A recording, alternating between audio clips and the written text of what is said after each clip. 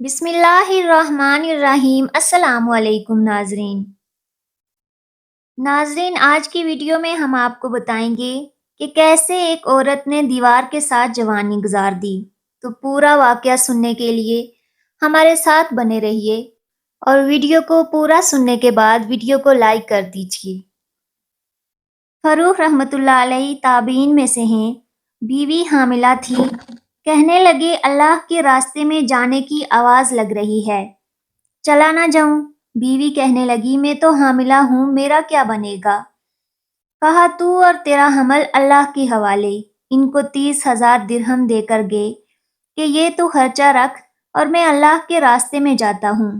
کتنے خزائیں اور بہاریں آئیں اور کتنے دن صبح سے شام میں بدلے، شام ڈھل کر رات میں بدلی، پر فروخ نہ آیا۔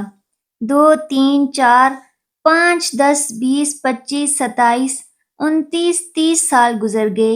ایک عورت نے دیوار کے ساتھ جوانی گزار دی، فروخ لوٹ کے نہ آیا۔ 30 سال گزر گئے۔ ایک دن ایک بڑے میاں مدینہ کی گلیوں میں داخل ہوئے، پراگندہ شکستہ حال، بڑھاپے کے آثار اور اپنے گھوڑے پہ چلے آ رہے ہیں۔ 30 برس میں تو ایک نسل ختم ہو جاتی ہے۔ اب یہ پریشان ہے کوئی مجھے پہچانے گا کہ نہیں پہچانے گا، وہ مر گئی یا زندہ ہے، کیا ہوا کیا بنا؟ گھر وہی ہے کہ بدل گیا؟ انہی پریشانیوں میں غلطوں پیچاں گھر کے دروازے پر پہنچے، پہچانا کہ وہی ہے۔ اندر جو داخل ہوئے تو گھوڑے کی آواز، اپنی آواز، ہتھیاروں کی آواز، بیٹا بیدار ہو گیا۔ دیکھا تو ایک بڑے میاں چاند کی چاندنی میں کھڑے ہوئے ہیں، تو ایک دم جپٹے اور اس پر لپکے اور گریبان سے پکڑا۔ جان کے دشمن، تجھے شرم نہیں آئی؟ بڑھاپے میں مسلمان کے گھر میں بنا اجازت داخل ہوئے ہو؟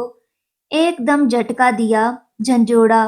وہ ڈر سے گھبرا گئے، وہ سمجھے کہ شاید میں غلط گھر میں آ گیا ہوں، میرا گھر بک گیا، کوئی اور اس گھر میں آ گیا۔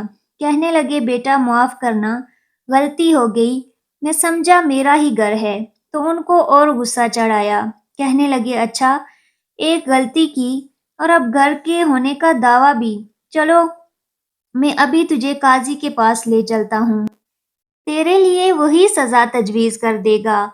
اب وہ چڑھ رہے ہیں اور یہ دب رہے ہیں، ادھر بڑھاپا، ادھر جوانی، ادھر سفروں نے مار دیا، ہڈیاں کھوکھلی ہو گئیں، اور پھر شک بھی ہے کہ پتہ نہیں میرا گھر ہے یا کسی اور کا۔ اسی کشمکش میں اوپر سے ماں کی آنکھ کھلی، اس نے کھڑکی سے دیکھا تو فروخ کا چہرہ بیوی کی طرف اور بیٹے کی پشت بیوی کی طرف، تو 30 سال کے دریچے کھل گئے اور بڑھاپے کی جڑیوں میں سے فروخ کا چمکتا چہرہ نظر آنے لگا، اور اس کی ایک چیخ نکلی، اے ربیہ!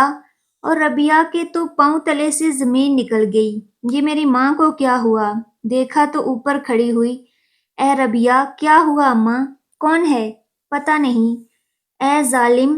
باپ سے لڑ پڑا، تیرا باپ ہے جس کے لیے تیری ماں کی جوانی گزر گئی اور اس کی رات دن میں ڈھل گئی، بال جس کے چاندی بن گئے، یہ وہ ہے تیرا باپ جس کے لیے میں نے ساری زندگی کاٹ دی۔ ربیہ رو دیے، معافی نامے ہو رہے ہیں۔ رات کارگزاری میں گزر گئی، فجر کی اذان پہ اٹھے، کہنے لگے ربیہ کہاں ہے؟ کہا وہ تو اذان سے پہلے چلا جاتا ہے۔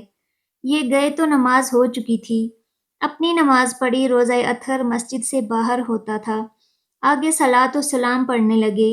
پڑھتے پڑھتے جو مسجد کی طرف نظر پڑی تو یوں مجمع بھرا پڑا اور ایک نوجوان حدیث پڑھا رہے ہیں۔ دور سے دیکھا، نظر کمزور تھی، پتہ نہ چلا کون ہے۔ ادھر ہی پیچھے بیٹھ گئے اور سننا شروع کر دیا۔ حدیث پاک کا درس ہو رہا ہے۔ جب فارغ ہو گئے تو برابر والے سے کہنے لگے بیٹا یہ کون تھا جو درس دے رہا تھا؟ اس نے کہا آپ جانتے نہیں، آپ مدینے کے نہیں ہیں؟ کہنے لگے بیٹا میں مدینے کا ہوں، آیا بڑی دیر سے ہوں۔ کہا یہ ربیہ ہیں، مالک کے استاد، سفیان ثوری کے استاد، ابو حنیفہ کے استاد۔ وہ اپنے جوش میں تھا تو سنتے سنتے کہنے لگے بیٹا انہیں یہ نہیں بتایا بیٹا کس کا ہے؟ کہا اس کے باپ کا نام فروخ تھا، اللہ کے راستے میں چلا گیا۔ ان مشقت کی وادیوں میں اسلام نے سفر کیا ہے۔